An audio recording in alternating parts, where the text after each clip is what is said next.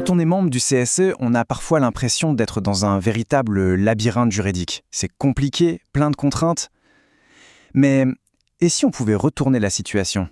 Et si on transformait ces contraintes en de véritables opportunités? C'est exactement ce qu'on va explorer ensemble avec une approche qu'on appelle l'aïkido zessial. Tout part de là, de cette petite phrase, cette question que chaque élu, absolument chaque élu, finit par se poser un jour ou l'autre. Ai-je le droit de faire ça? Ai-je le droit de communiquer comme ça? C'est le point de départ de tout. Mais vous allez voir, la réponse est bien plus large qu'on ne le pense. Et voilà la clé, l'aïkido social. L'idée, ce n'est pas du tout de se battre de front contre le système, mais plutôt d'utiliser son énergie, ses propres règles, pour agir de manière beaucoup plus fine et efficace. C'est l'art d'utiliser le terrain juridique à son avantage pour servir les intérêts des salariés. Alors, pour maîtriser cet art, il faut commencer par la base, vraiment le socle de tout le droit qui concerne les représentants du personnel en France. Et ce socle, il tient en un mot, un principe aussi simple que révolutionnaire, la liberté. Prenez un instant pour bien mesurer la puissance de cette phrase. C'est l'article 5 de la Déclaration des droits de l'homme et du citoyen. Ce n'est pas juste une belle formule, c'est le moteur de notre capacité à agir. Ça inverse complètement notre façon de penser habituelle. Voilà, le point crucial, il est là. Au lieu de se demander « est-ce que j'ai le droit de ?», la vraie bonne question à se poser, c'est « est-ce que la loi me l'interdit ?»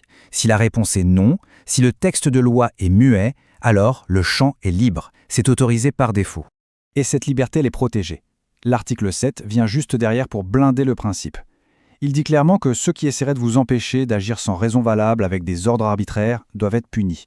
Concrètement, si un employeur veut interdire quelque chose, c'est à lui de prouver que cette interdiction repose sur un texte de loi. La charge de la preuve est de son côté, pas du vôtre. Allez, on continue. Passons à un autre secret. Un truc souvent invisible mais pourtant surpuissant qui se cache dans la grammaire du Code du travail.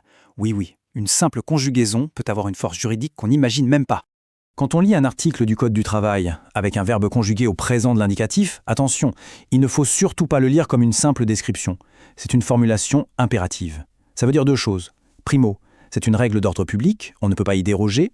Et deuxio, c'est une obligation d'agir. Prenons un exemple hyper concret. Le Code nous dit que le CSE procède à des inspections. Bon, comment est-ce qu'on doit comprendre ce « procède » ? On pourrait croire que c'est une simple suggestion, une possibilité qui est offerte au comité, une option quoi, mais ce serait faire une énorme erreur d'interprétation. Non.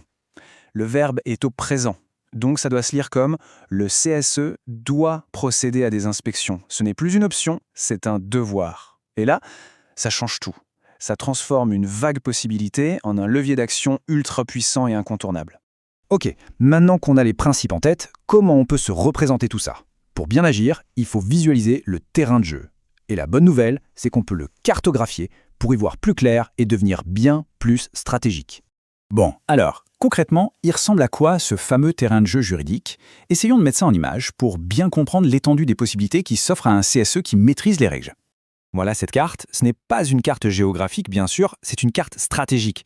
Elle est là pour nous aider à comprendre où l'on peut bouger, comment on peut agir et où se trouvent les vrais espaces de liberté. Sur cette carte, on voit trois zones. Au centre, en rouge, un tout petit espace. C'est la zone d'interdiction formelle. C'est ce que la loi interdit noir sur blanc. C'est très limité. Autour, on a la zone de réglementation. Là, on peut agir, mais en suivant certaines procédures. Et enfin, il y a tout le reste, l'immense zone de liberté. C'est de loin la plus vaste, et c'est là que se cache tout le potentiel d'action et d'innovation du CSE.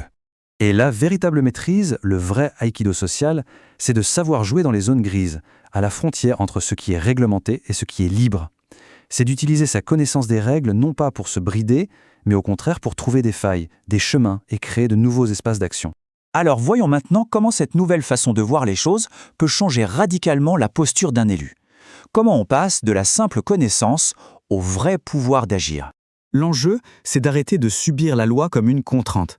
D'arrêter de se sentir toujours sur la défensive, à se demander ce qu'on a le droit de faire, avec la peur de mal faire. Pour enfin passer à une approche proactive, stratégique. On n'attend plus, on prend l'initiative. La loi devient un outil, un levier, un instrument pour construire et pour façonner le dialogue social. C'est ça, le but ultime de l'aïkido social. La connaissance ne doit pas rester théorique, dans un coin de la tête. Elle doit devenir une compétence concrète, une influence réelle, une capacité à changer les choses. Et attention, cette posture proactive, ce n'est pas une posture de défi ou de rébellion, c'est une posture profondément légitime. C'est écrit noir sur blanc dans le préambule de la Constitution de 1946, les représentants du personnel sont là pour participer activement à la vie de l'entreprise. Du coup, en sachant tout ça, en connaissant l'immensité de la zone de liberté et la force cachée des obligations légales, la question n'est plus du tout « ai-je le droit de ?» La vraie question c'est « maintenant qu'on sait, quel sera notre premier mouvement ?» Propulsez votre avenir avec Synergie RP. Découvrez une nouvelle vision du conseil et de la formation stratégique.